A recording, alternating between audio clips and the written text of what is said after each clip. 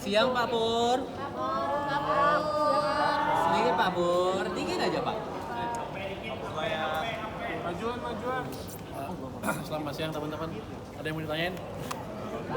Bapak, kasusnya Pak dan korupsi terkait Yang dengan tadi. pengecilan pembayaran pajak itu gimana Pak? Nanti strateginya ke depan supaya nggak terjadi lagi gimana Pak? Apa dah? Kasus pengecilan pembayaran pajak Pak oleh Yang di Kejaksaan Agung kemarin Yang itu di loh Pak. Kejagung, Pak. Yang di Kejagung Teks itu loh Pak. amnesti ya kita lihat perkembangan seperti apa. Kejaksaan Agung kan sedang meriksa ya.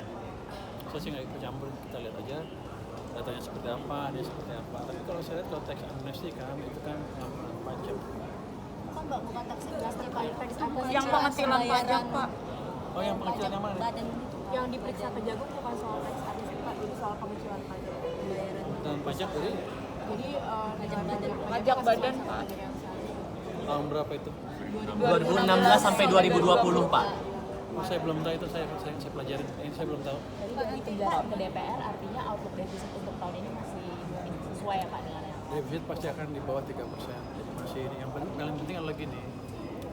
Ketika kemarin ekonomi melambat, Anda kan tahu sampai September itu kan melambat sekali sampai rakyat turun ke jalan karena merasa hidupnya mulai tertekan. Ya otomatis kan pajaknya juga, artinya bisnis juga melambat kan, pajak juga melambat. Nah, waktu itu ketika seperti itu, saya nggak bisa naikin pajak. Kenapa? Itu langkah yang nggak bijak. Kita harus countercyclical untuk membalikan ekonomi dari turun ke depan. Jadi kita biarkan apa adanya, sambil kita perbaikin cara pengelolaan pajak kita. Jadi saya tidak menaikkan pajak, ada pajak-pajak baru dan saya juga naikin. Supaya itu kan secara nggak langsung stimulus ke masyarakat dan ekonominya. Nah, dengan cara seperti itu ya normal lah kalau pajaknya sesuai dengan target.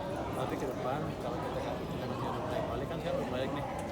Coba September akhir, Oktober, November udah agak kencang ekonominya. Dan tahun 2026 nanti juga udah lebih bagus lagi kalau kita bisa jaga momentum pertumbuhan yang tadi terjadi.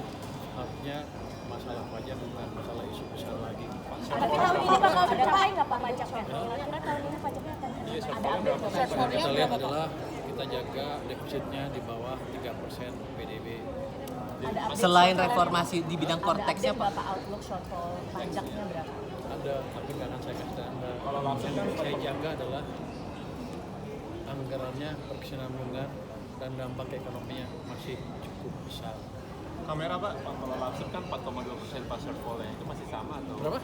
Kalau dari Lapsem dibandingin APBN itu 4,2%. Masih segitu shortfall-nya Pak? Apa naik? Mungkin di kisaran segitu. Nanti kita lihat seperti apa. Kan Oktober, November, Desember kan udah beda kan kondisi ekonominya. Saya pikir sih akan lebih baik dibanding perkiraan sebelumnya. Selain fokusnya soal korteks Pak, apalagi reformasi perpajakan yang mungkin akan coba ditekankan biar tidak ada manipulasi pajak lagi di kemudian hari Pak dari fokus Kemenko. Kita akan perbaiki cara pembayaran pajak kita. Korteks lagi dibetulin, sebentar lagi betul. Nanti saya juga akan lihat turun ke bawah ke setiap kantor pajak melihat apa sih masalah yang mereka hadapi. Tapi kalau sekarang menekan mereka kan nggak fair juga. Kenapa? Sebelumnya kan ekonominya lagi susah. Kalau lagi susah orang dikejar juga susah. Orang duitnya juga nggak ada, untungnya nggak ada. Ya gitu, kira-kira begitu. Jadi jangan menilai pengumpulan pajak seperti dalam keadaan normal.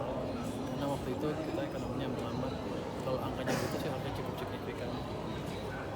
Pak, soal dana desa Pak, itu kan bisa dicairkan.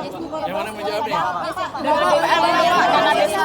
Yang Bandara Morowali Pak, ini kan belum ada petugas bea cukai sama imigrasi itu. Nah, nanti kalau kita diperintahkan kita taruh petugas dari kami, petugas bea cukai saya sudah siap. Kalau imigrasi mesti ngomong sama bisa dengan Pak Silmi dan menterinya.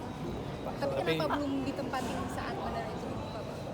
Saya nggak tahu, saya kan baru masuk. Saya pikir dulu sih ada treatment khusus di mana mereka bisa langsung masuk sana. Cuma saya nggak ngerti kenapa nggak ada imigrasi ya sama bea cukai.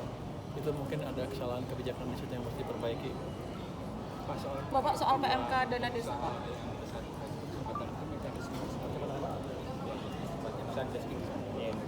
Oh, kamera Pak. Nanti hari Senin akan diumumkan mekanisme seperti apa, cara ngadunya seperti apa, persyaratan seperti apa. Nanti kan kita pilih yang mana yang kita bisa bereskan lebih cepat, minggu depannya saya mulai sidang dengan para yang adu tadi. Nanti kita akan panggil yang adu siapa, yang diadukan siapa, atau ada pemerintahnya. Kalau di pemerintah kan kementerian yang mana yang menghambat program mereka, kan kita bereskan nanti seperti itu. Atau kalau bisnis to bisnis juga sering kan, bisnis satu berantem dengan bisnis yang lain juga sering kita damaikan di situ, kita beresin di situ. Yang penting investasinya harus berjalan dengan baik. Nanti kalau di situ nanti ada peraturan yang mengganggu, nanti kita perbaiki dengan lewat Pokja 3-nya, Satgas 3-nya. Pak, soal beras impor ilegal itu masuk di pelabuhan Sabang sama di pelabuhan Batam, itu bea cukai gimana caranya untuk Kita akan beresin. Jadi bea cukai saya udah panggil mereka, kita rapat internal ya. Kita bilang, kita diskusikan dengan mereka, saya bilang begini, image bea cukai kurang bagus di media, di masyarakat, di pimpinan tertinggi kita. Jadi kita perbaiki. Yang mana kameranya? Depan Pak, depan.